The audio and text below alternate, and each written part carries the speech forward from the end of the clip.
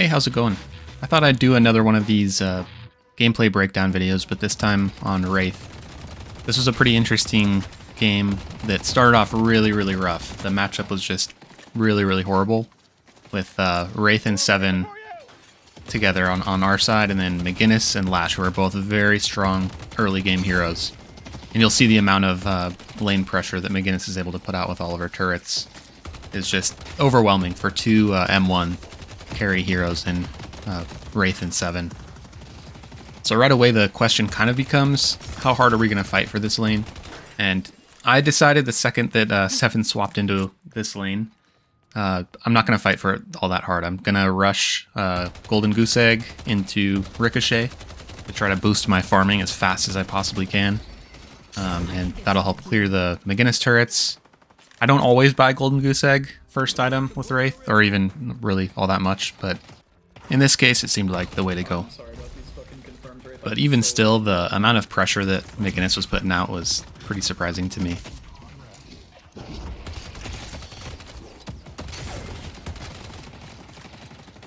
All good. This is going to be a tough lane anyway. If anyone can help green, that'd be really appreciated. Got two Chud M1s getting run down. So there you just heard me make the call to the team, just letting them know that we're really struggling over here on green lane. And to their credit, they do send over the Drifter to help us. And notice how I dumped basically all of my cards into that Lash, because I like to kind of use them as a finisher in lane. So I don't like to just throw them out randomly. And my Seven's trying to run down this McGinnis here. I was trying to get him that healing minion there to maybe help him in that fight, but wasn't enough. But at least the Drifter came over and helped us get the kill. Time to stack the deck.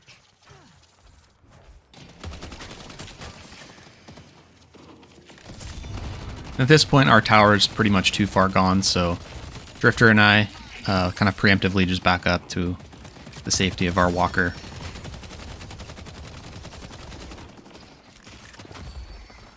Wonder what I can get at the shop. Super unfortunate that this card missed on this McGinnis, but still able to chase down the kill. I also just unlocked my ult and was almost able to get the Lash as well, but he was just out of range. There you see me spamming the ult, but he gets out.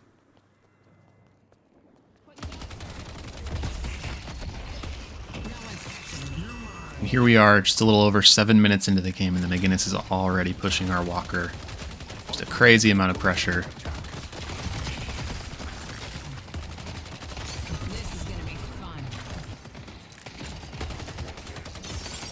And as they're backing up, I make the error of overextending. I just didn't have enough health, and McGinnis has her ult, so kind of just a free kill here.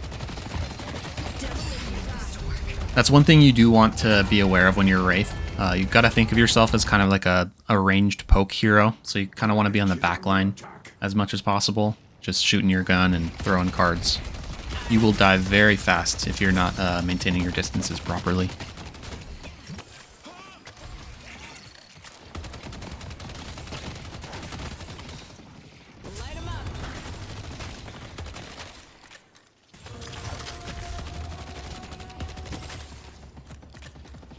You're going to see me really struggling to defend this walker against an absolute blitz from McGinnis and Lash here. Again, probably not respecting the distances enough. Probably should have been more towards the back of that walker. That might have helped there, but it's a tough situation still.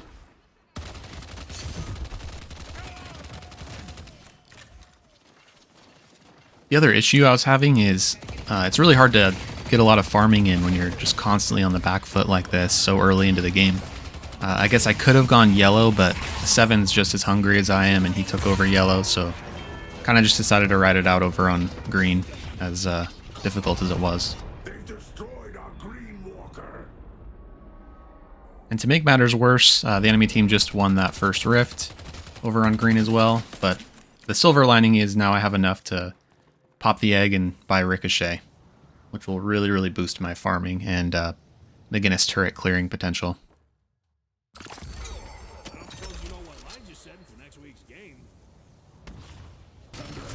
Something I think worth highlighting for newer players is the idea of leaving whatever you're doing to go do something more important, like help your team somewhere. So me leaving that tier 3 camp, honestly you see a lot of newer players, they'll just sit there staring at that camp while a huge fight is happening. You gotta be willing to just leave it and come back to it and go help your team fight, because we had to stop this bleeding. We lost that green walker under 12 minutes. And McGinnis was continuing her blitz over on the blue walker, which we just, again, couldn't lose. So, but you can always circle back and finish that camp later. But even still, look how hard they're pushing blue. So I came back again to help defend blue walker.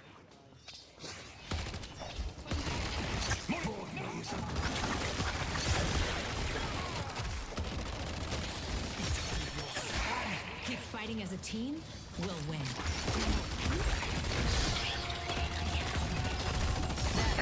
And we are able to kill 3 of them, but man, that blue walker's looking pretty weak already.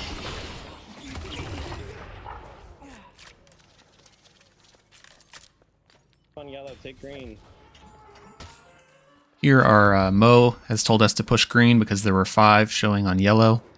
And that's generally a good call, but unfortunately that 6th is the McGinnis over here on green and was able to lock in this drifter and get a kill. So another kind of rough spot. It's probably still a good call to push. Might have been better to push blue there, but we didn't know where McGinnis was.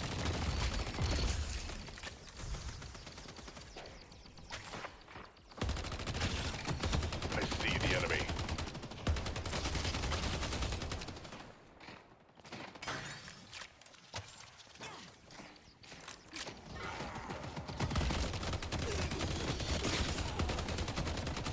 We're well into the mid game, and Drifter and I are having a really tough time just making any progress still over here on green. He ends up still getting locked in by McGinnis and dies again. Infernus comes, tries to ult me, but I'm able to distance myself out of it. But look how much damage his lava ability does to me. I'm barely able to survive that. It ends up doing, I think, like 1200 damage or something nuts. Basically 2/3 of my health from shooting me a little bit and 1 ability.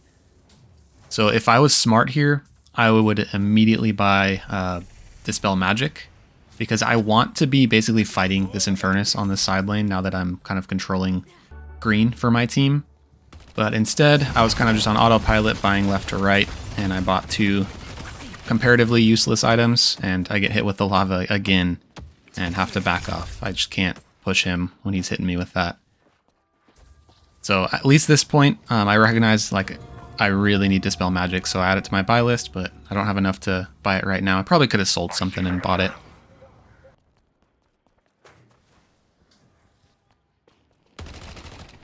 I still don't have Dispel Magic here, so I can't really confidently take a 1v1 against Infernus here, unfortunately.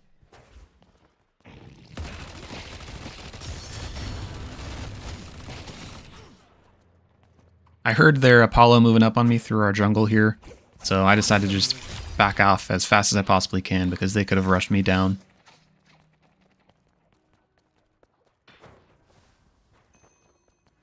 Something else worth highlighting here in situations like these is you don't always have to move up to the wave on your lane. In this case, I just kind of chill by my base guardians because they're a little bit of safety, and I let the wave come up to me where I can clear it from relative safety from this Apollo and Infernus. A mistake I often see from newer players is they will launch off the zipline at full speed into the wave where there's probably 2 or more players waiting to easily kill them. So never a bad idea just to fall back, let the wave come to you when you're scared of being pushed, and clear it from safety. Now that I have Dispel Magic, I'm actually looking to 1v1 this Infernus, who I know has been pushing green lane on their side. And here he comes doing some superhero stuff, flying off the zipline with his ult, but proper distancing, I was able to dodge it and ult him and take the 1v1 and win, which gives you a ton of souls. Here I noticed the enemy team is pushing yellow very hard, and I have a lane priority on green, so I decided to go over. But you can see I'm thinking about, I could have pushed that vendor and taken that 1v1 as well, and then if I won that, I could probably take that green walker as well.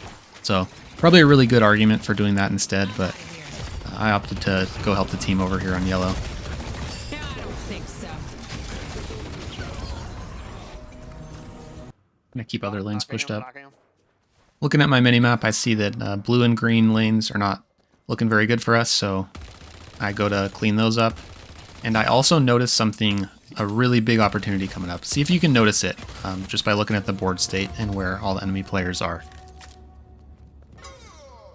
Guys might want to pull back.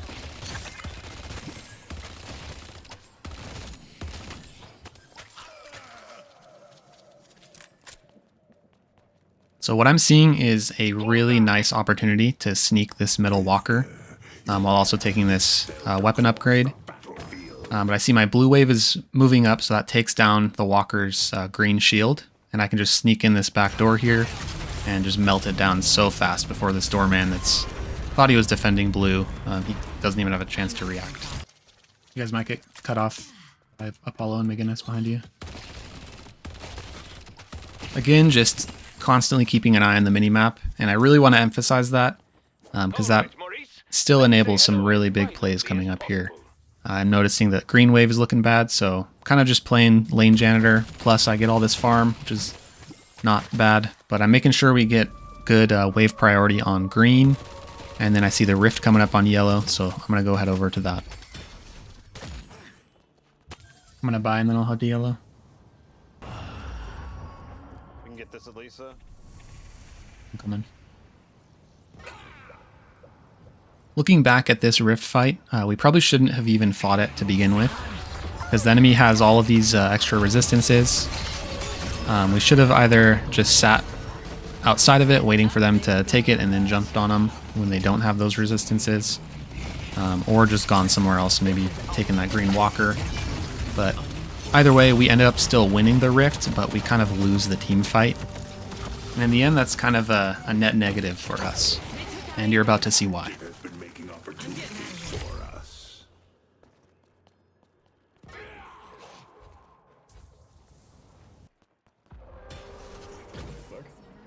Can we challenge that? Try. My ult's at 25 seconds. What if we just try to get yellow? Yeah, yellow. So I would have loved to contest that mid boss, but we didn't really have anyone in position. We thought about taking that yellow walker instead, but the last showed up, so we couldn't even do that. And we have to just kind of back off and play on defense for as long as they have these rejuves. Let's try to fight together.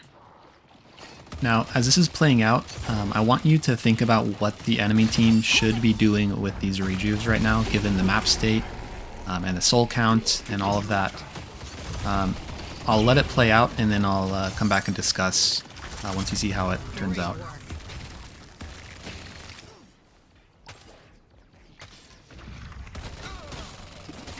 Yellow.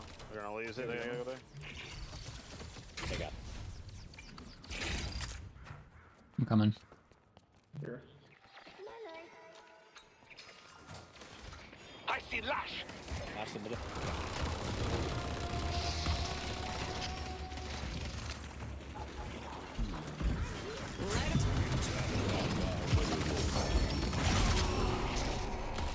Doorman behind.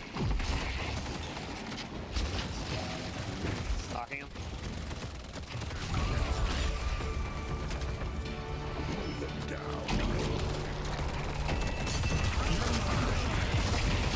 Disarmed him. You'll never be my equal.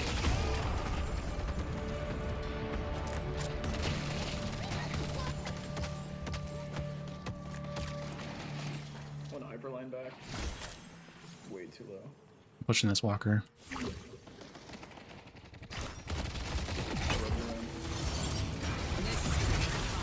Disarmed him. Knocking him. Headed to Greenwich.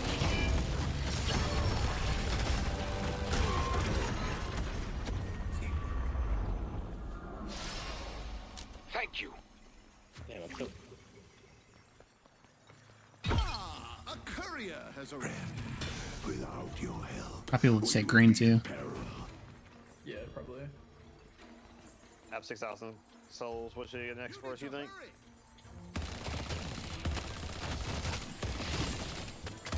I can't help but notice you haven't dropped me off. You do have a plan, yes? You do know where you're supposed Nice to job. be, yes? Take all their stuff on the way back. 7. You set the stage for their demise. I'm imagining that Gru's plan meme, where if you're the enemy team, you're like, we win the team fight, we take mid boss, we have all 3 rejuves. And what's that going to result in? We lose 2 walkers, urn, and map control. Okay, why did that happen? It's basically a textbook example of how to fumble rejuves. So instead of using them to take map control for as long as they're active, they basically just slammed into our yellow walker immediately, which they couldn't even get, by the way. But the other thing is they were down in souls, so in a way there's an argument that they shouldn't even be taking a team fight at all, unless they have some sort of other advantage as well as the rejuves. But what you can do instead when you're down but you have rejuves is kind of just take map control. You have 3 minutes of basically free map control that you can use while you have rejuves. So you can use that to clear camps on all the farm on the map, to buy whatever items you have if you've been sitting on a bunch of souls, and just make it really, really scary for the other team without the rejuves. Even if they're ahead of you, you can make it really scary for them to extend far out past their base. But instead, they opted to just slam into our yellow walker, even though their green wave was bad. And it's something that's very common in like lower elo lobbies where they get the rejuves, and the first thing they think of is, okay, let's just spend them to go take a walker. When in reality, that's oftentimes like the least useful thing you can do with your rejuves.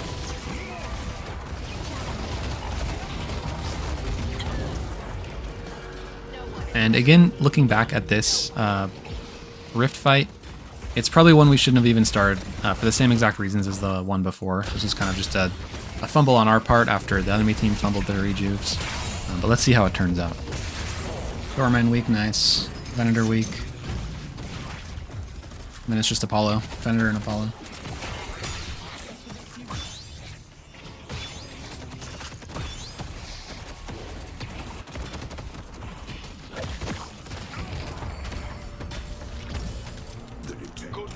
Help 7 if you can.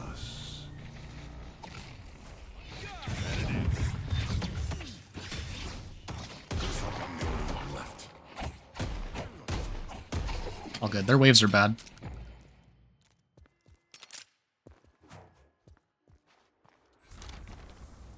Should we just go blue lane when we spawn?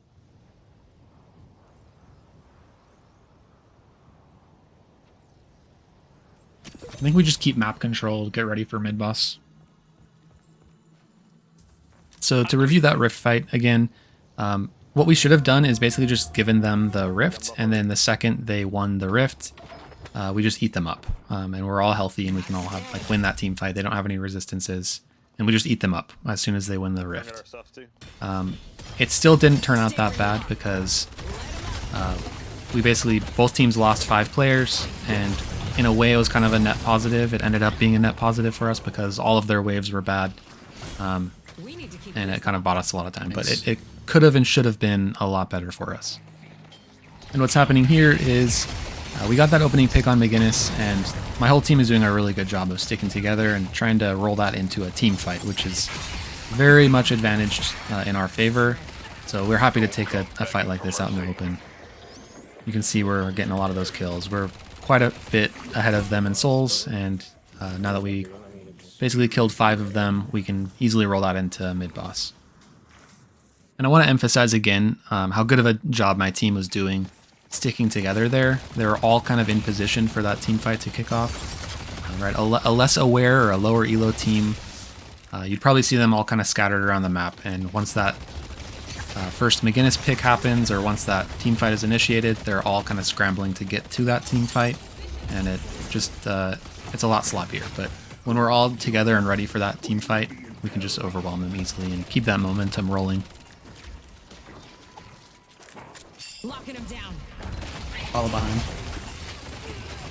All dead, nice. Now I'm gonna let the rest of the game play out, but do notice that I do get focused down pretty early into this push. But my team does a great job of picking up the slack and just finishing the game without me.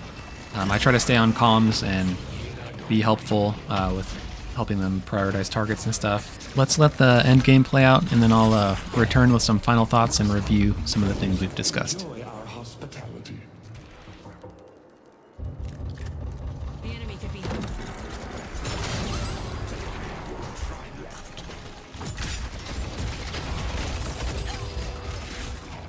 Try to back out, maybe. I'll never know. Mind, you guys got this.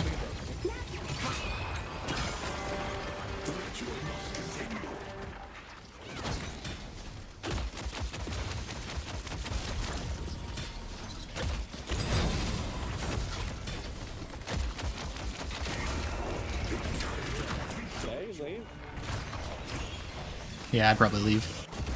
Up to you guys. We need president. There's 2 down.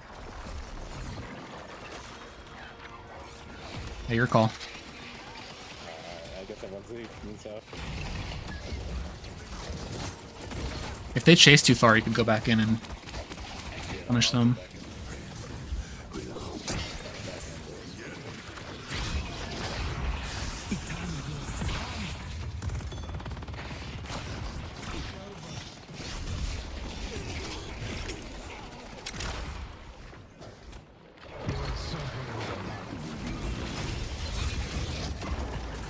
Lash is spawning. He's gonna have ult in like 10 seconds.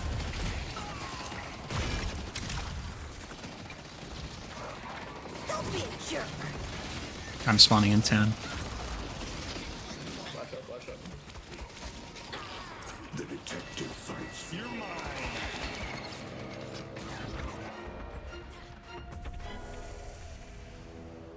On my way.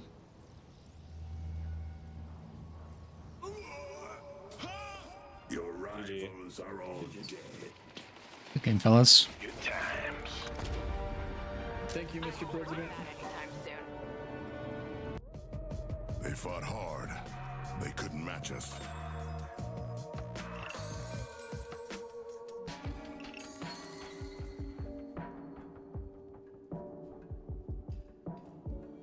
Okay, so what have we learned? There is one concept that I wasn't really able to fit into the video that I wanted to touch on, and that's the idea of farming actively. Right, so you probably know the meme of like AFK farming, which is what you don't want to be doing, where you're just kind of mindlessly clearing camps and pushing waves. But farming actively is basically you push waves, you're doing whatever farming you want to be doing, but you're also looking for opportunities to do something better. So that could look like joining your team in a fight nearby. That could be a rift fight. That could be taking a 1v1 against Infernus, who's on the opposite end of the lane from you, or seeing an opportunity to maybe push a walker and potentially take it. And if you can do that, or win a 1v1, for instance, that will give you more souls than AFK farming ever will. So while you're farming, just always be looking for opportunities to capitalize on. Itemize intentionally. This is a part of my game that's definitely the weakest, in my opinion. I often find myself just buying left to right on whatever build I'm currently using, and not often thinking about what item would serve me best in this game or this particular scenario. And that's something I really want to get better at. An example of that was me not buying Dispel Magic until probably a lot later than I should have. Matchup planning. So I'm mostly talking about the lane matchups here, but it does extend over to the other phases of the game as well.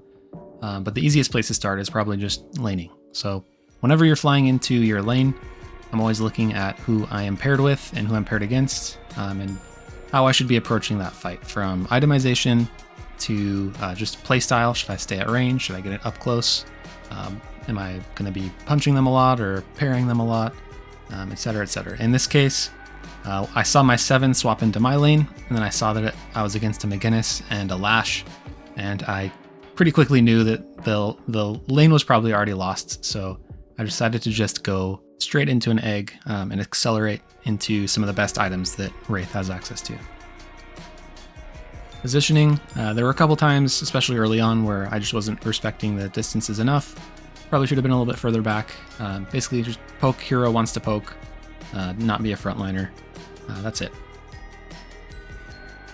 Don't waste those rejuves. So the enemy team who just slammed into the first walker that they saw. Don't do that. Instead, you have 3 minutes to create a lot of map pressure, especially if you're behind. Don't just go looking for a team fight. Just create pressure elsewhere on the map, push up all your lanes, buy anything you need to, take any of the resources from the enemy team if you can, and then just a lot of times if you can create pressure elsewhere on all 3 of the lanes, that's going to spread the enemy team thin, and sometimes an opportunity to take that walker will present itself. So basically just don't slam into the first walker you see once you have rejuves. And finally, if there's one piece of advice that I would give to new players, it's to always watch your minimap, or keep an eye on it whenever you possibly can. Always be glancing at it. If you're trying to get better at macro decision making and knowing where to be, when to be, all of that basically comes from watching your minimap and seeing whatever the state of the map is. That's all I have for you on this video. Let me know if you have any questions or feedback down below. Thanks.